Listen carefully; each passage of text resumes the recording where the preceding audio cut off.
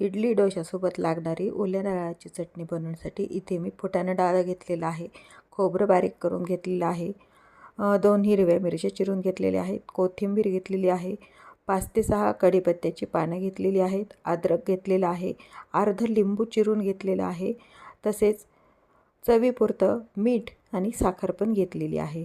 आता हे सर्व साहित्य मिक्सरच्या पॉटमध्ये आपल्याला घ्यायचं आहे।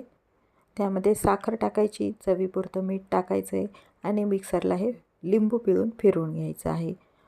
लिंबू पिळून फिरल्यानंतर पुन्हा थोडंसं पाणी टाकून आपल्याला हे मिक्सरला बारीक करून घ्यायचं आहे। मिक्सरला बारीक केलेलं साहित्य एका टोपमध्ये काढून घ्यायचे, तेल गरम करून घ्यायचे, त्यामध्ये मोहरी टाकून घ्यायची, जिरं टाकून घ्यायचे, हरभरा डाळ टाकायची आहे, सुक्या लाल मिरच्या टाकून घ्यायच्या आहेत। हा तडका त्या चटणीवरती द्यायचा आहे। तयार आहे आपली इडली डोशासोबत लागणारी ओल्या नारळाची खमंग चटणी।